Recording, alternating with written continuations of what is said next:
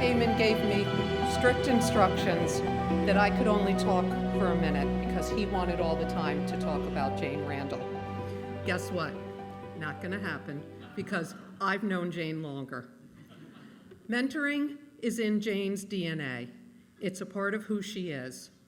She may tell you she's an introvert. Not really sure if I believe that one either. She has this quiet way about her and brings out the best in people. I know that Jane has had good mentors in her life, and she truly believes in pay it forward. So I did my homework, and I talked to people Jane's mentored. They all told me the same thing. She has the right combination of being passionate about people and being empathetic. But here's the interesting part. Jane's always thinking about connecting the dots. How can she help someone, and who's the right person to make that happen? People respond to Jane. She's truly there to help and wants nothing in return. Jane's mentored people early in their careers and even her clients. She notices when someone is struggling and reaches out and spends time with them to see how she can help. Jane has a sensitivity many people don't. She's actually learned from the people she's mentored too. Jane, this is an award that there's no doubt in my mind that you deserve. I don't know if you realize this. Not only have you always been there for me, but you've been a mentor, and I am forever grateful. Thank you.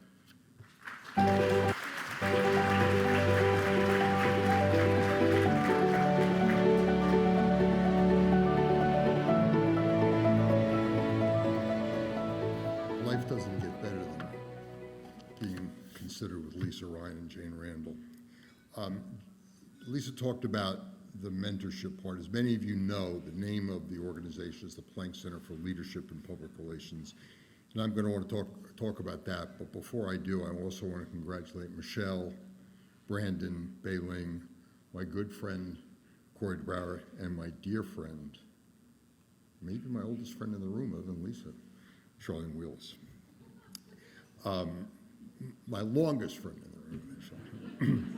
For those young people here, there will never be a better opportunity in your career to network with the best and the brightest in this business than here tonight. So please, when we are done, take full advantage, go up and introduce yourself, whether it be board members, award winners, but it's really, really important. You know, when I was on the board of the Planck Center, we always wanted to be the first to recognize people in the industry who we knew would be getting lots of awards. Well, this time we didn't do so well.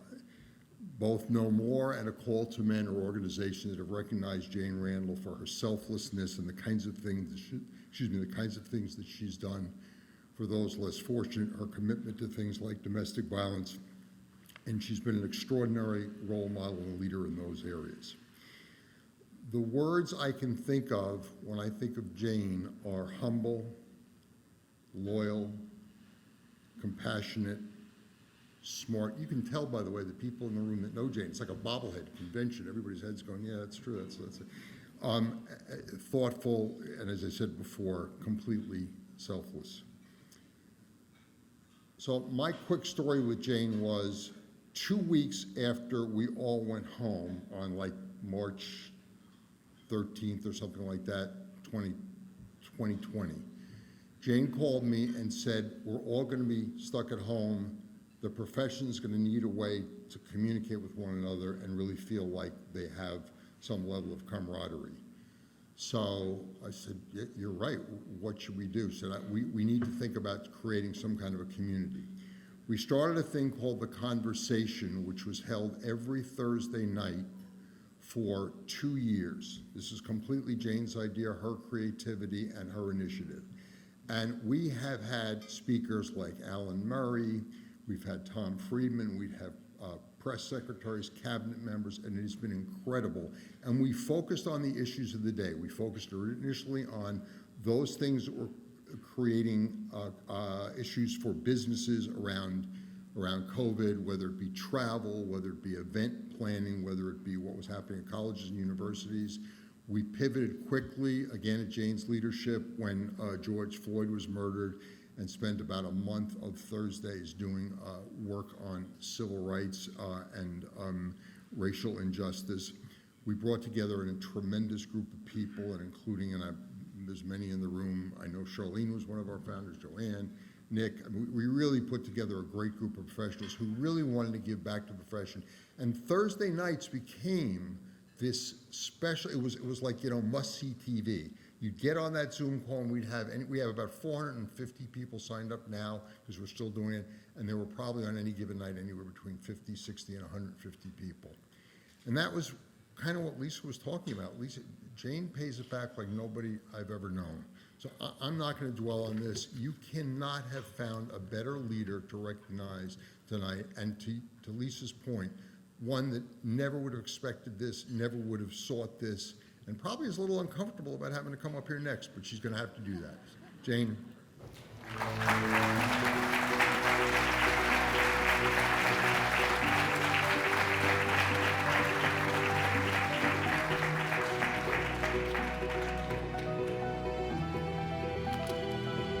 It's scary when people know you that well.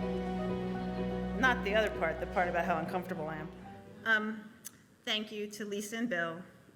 You've become such good friends and integral part of my life in ways that I never would have expected. I've known Bill through the seminar, the PR seminar, which I'll talk about in a minute, and I've known Lisa, as she said, forever. We live not that far apart. We used to go out for dinner. I've never hired Haven Associates, for the record, but she still took me to dinner. And we've just grown much closer over the last few years, and I'm grateful. I want to thank, of course, the Planck Center board for this incredible honor. It's not easy to do, but you can ask my very dear friend Joanne that when she called to tell me I was speechless, really I had no words. This was very unexpected and just an incredible honor. And of course, congratulations to my fellow honorees, those I know, Charlene and Corey, and those that I'm meeting tonight. I definitely look good by association. So I really struggled with my remarks for this evening. I turned to the internet to try and figure out what a mentor was and would that inspire me. So I'm just going to read exactly what it said. It said, a mentor is a person or friend who guides a less experienced person by building trust and modeling positive behaviors. An effective mentor understands that his or her role is to be dependable, engaged, authentic, and tuned into the needs of the mentee. All right, that's fair, but it's also very, very limiting. Because throughout my life, I've never consciously sought out mentors, but rather made deep connections with people I thought I could learn from. I've gotten different things from different people, whether they were my parents, my sisters, my friends, my boss, my peers, or my juniors. It was really more about what we could learn from each other, truly. The same is true for people who I think consider me their mentor. I never planned to be someone's mentor. It seemed to be organic. In retrospect, however, I was very fortunate because as a young executive, I was able to find several people in my professional life who did become my mentors. In particular, the late Ann Glauber, who was the co-founder of No More with me. She was at Finn Partners Reuter Finn and then Finn Partners for many years, and she ran the Love is Not Abuse account at Liz Claiborne where I worked, and we just became close as sisters. And Robbie Karp, who is my business partner now. She was the general counsel at Liz Claiborne, and she is, as I say, my other work spouse. Both strong, smart, trailblazing women. But there were others. So many years ago, they had a CEO who introduced servant leadership, we've all heard of it, into the company. There were books, there were seminars, all sorts of things learning about servant leadership. But after reading about it and exploring it some, to me, my take was pretty simple. It was to treat other people the way you want to be treated. Now, no matter who they are or what they do, the mailroom people deserve the same respect as the board member does. And any communications person in this room will tell you that is the mailroom or the janitorial staff or someone like that will save your life when a project goes sideways. I can see everyone nodding, it's true. Perhaps this is more similar to mentor leaders, which is a term a friend and mentor of mine, Monica Talan, whom many of you may know, shared with me, that combines the humanity and empathy of a servant leader, but includes awareness of individuals' strengths and weaknesses and how to help them improve and grow. Here's the bottom line for me. Mentoring is not limited to age or status, and it's not a one-way street. It's more amorphic and unstructured. I can name 10 people in this room and on the live stream that may consider themselves my peers, but I guarantee you, I consider you as mentors. And if you all get something from your relationship with me, well, that's all the better. I know there are students in the room, so I did want to impart 2 pieces of advice that my dad gave me.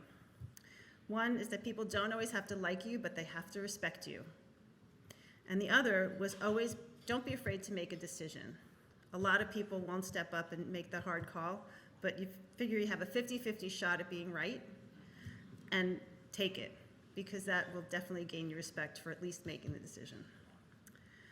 My one other point for students in the room is to take advantage of everything that's thrown your way. And that actually came up this morning in the conversation that Charlene and Janae had. A good friend's mother once told her, never turn down an invitation because you might not get asked again. And while that may be a bit extreme, the premise is right. I can pinpoint several events in my life, very pivotal events in my life, or opportunities in my career that changed the trajectory of where I am now. For instance, working to improve the working conditions in factories that made our products at Liz Claiborne with Robbie Karp, my business partner. That was our first foray into CSR. Being tapped to run Liz Claiborne's cause marketing program around domestic violence. That resulted in my meeting Anne and co-founding No More. And being smart enough to say yes when I got invited to be part of the PR seminar, an event for the top communications people from the biggest companies and brands, where I met the famous, infamous Bill, Joanne, and so many others that are not just colleagues, but true, true friends. And a final word to my husband, Charles Clement, who is in the audience. He's always been very, very supportive. He's always been by my side. And that often means being called Mr. Randel, which happens a lot, a lot. And he never really balks, or he balks a little bit, but he really gets it. So thank you again to the Planck Center for this honor and for all you do to support students as they embark on their communications career.